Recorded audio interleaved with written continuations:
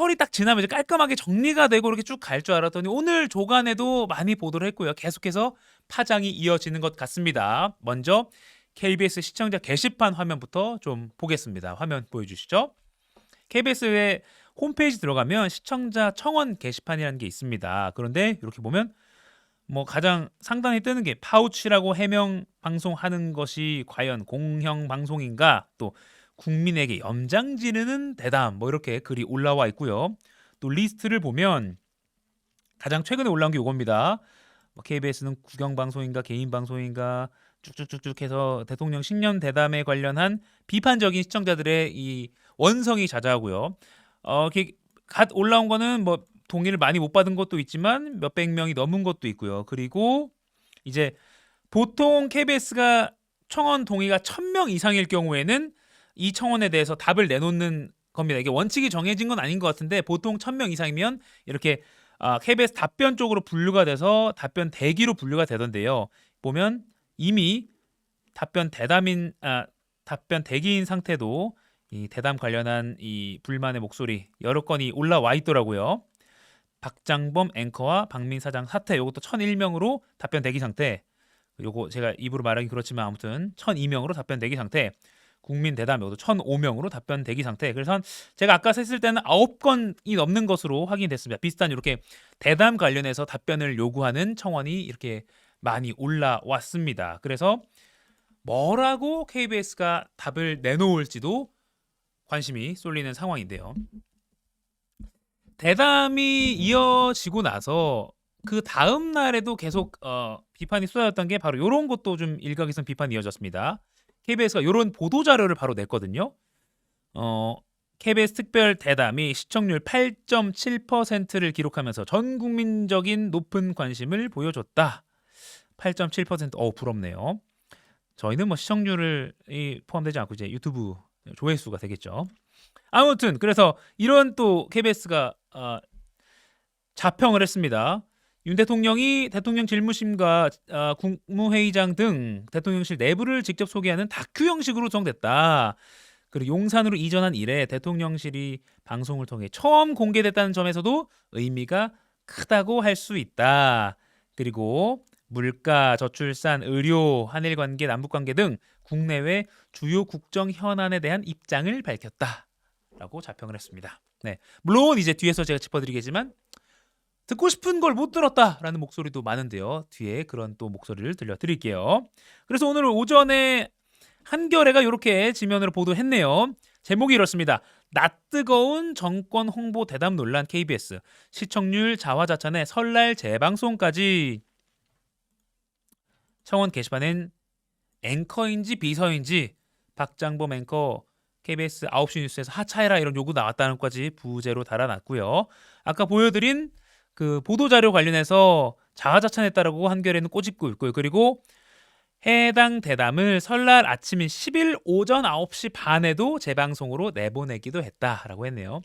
설날 아침 오전 9시 30분이면 이제 친척들끼리 아침 먹고 TV 딱 틀 시간, 어떻게 보면 설날 당일 방송으로는 꽤 시청률이 괜찮은 시간 아닐까, 주목도가 높은 시간대가 아닐까 싶긴 한데 아무튼 그때 재방송을 한 것에 대해서도 한겨레는 비판적으로 평가를 했습니다. 그리고 아까 부제에 달린 대로 한 시청자는 청원 게시판에 하차를 요구하는 글을 올리면서 앵커인지 비서인지 알 수 없는 대담을 한 블라블라 해서 뭐 앵커 자격이 없다 이런 비판 글까지 올라왔다고 소개했습니다.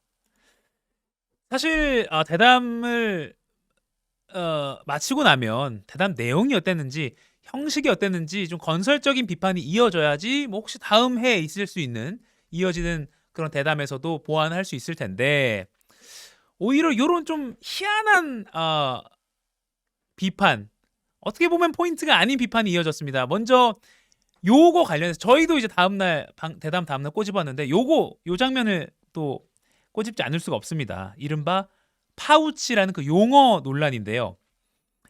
일단은 그 대담 당시 장면부터 저희가 준비한 영상을 짧게 보고 계속 이야기 이어가겠습니다.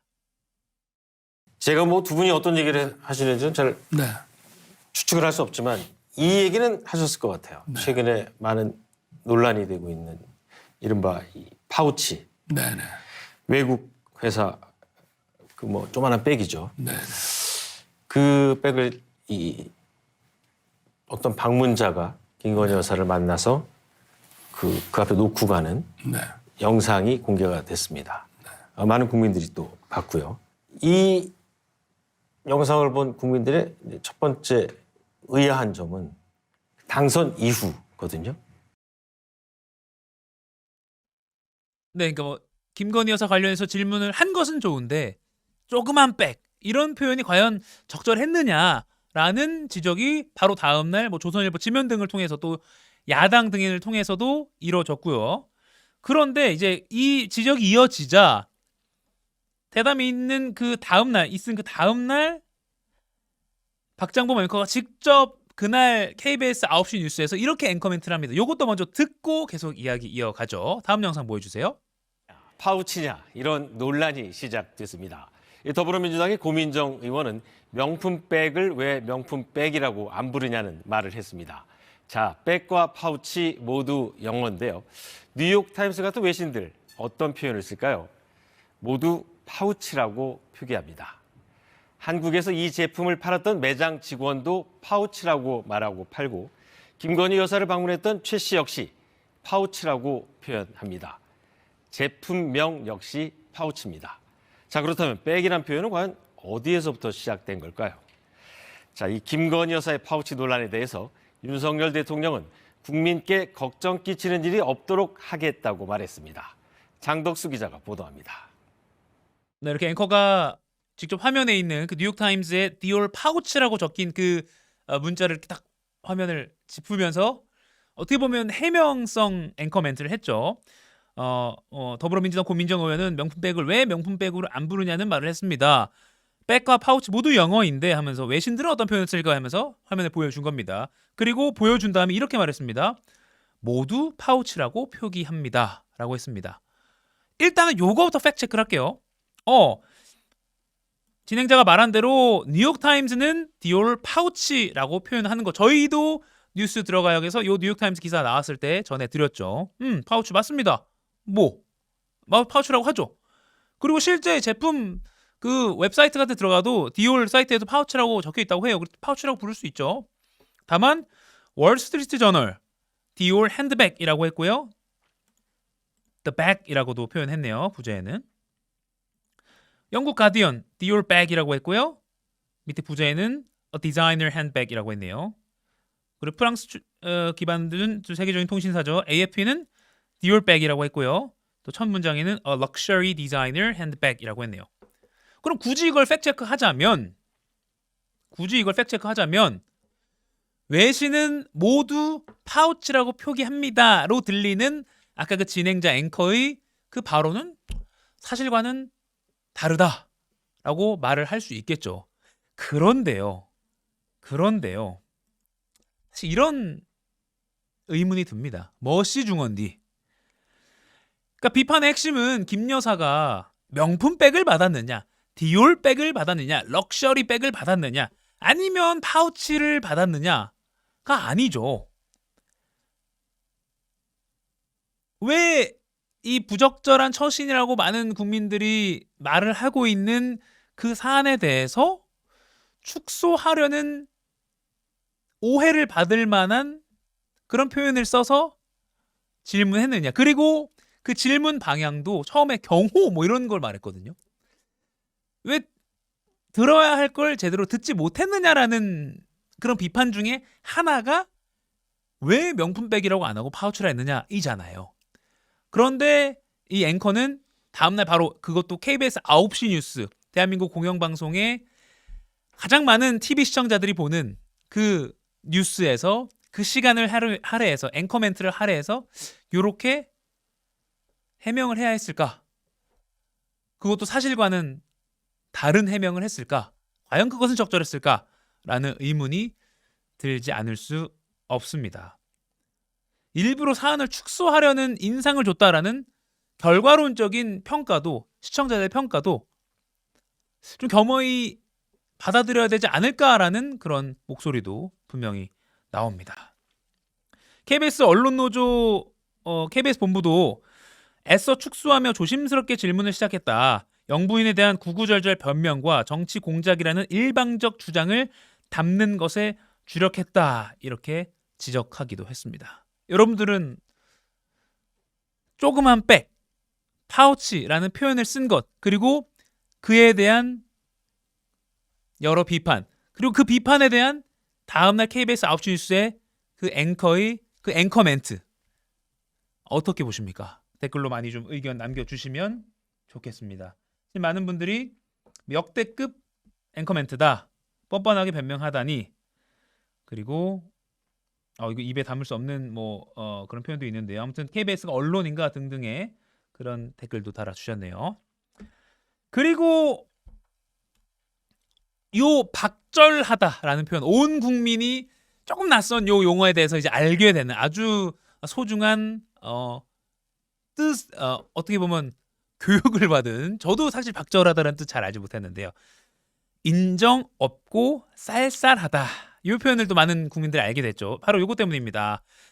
윤 대통령이 대통령과 대통령 부인이 누군가를 박절하게 대하긴 어렵다. 그래서 그 최 목사가 디올 파우치, 디올 백을 가지고 온 것을 내치지 못한 게 박절하게 대하지 않은 게 좀 잘못됐다는 취지로 계속 설명을 했잖아요. 박절하다, 박절하게 뿌리치지 못했다. 그러니까 인정 없고 쌀쌀하게 대하지 못한 것에 대한 반성이 나와서 정작 그게 맞는 반성인가? 우리가 국민들이 원하는 반성이 이게 아닌데? 라는 비판도 많이 나왔죠. 그리고 오늘 경향신문이 아침에 이렇게 지면에 보도했습니다.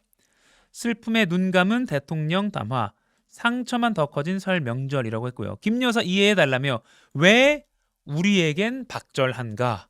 라고 그 박절하다라는 표현을, 대통령의 그 표현을 활용해서 제목을 달았네요. 그러면서 이렇게 말했습니다. 이태원 참사 유가족의 한 멘트인데요. 윤 대통령이 당연히 위로의 말이라도 건넬 줄 알았는데 하고 싶은 말만 하더라 라면서 실망한 그 유가족의 반응도 전했고요. 또 최상병 사망 사건과 관련해서 지금 해병대가 아주 말이 많은데, 해병대 출신의 한 시민은요, 대담에서 최상병과 박정훈 대령에 대해 한마디 언급도 없어서 아쉽다라고도 표현했습니다. 이렇게 정작 들어야 될 것들, 이태원 참사, 최상병 사망 사건 관련한 또 어떤 윗선의 어떤 수사 관련한 외압 의혹, 또 전세 사기 관련 등등 외면당한 것들에 대한 아쉬움이 많았다. 왜 우리에겐 박절한가라고 그래서 경향신문이 제목을 달았습니다. 그래서 멋이 중한데라는 그런 의문이 대담이 끝나고 설 연휴가 지나고 지금까지도 어떻게 보면 폭풍이 이어지는 것 같습니다.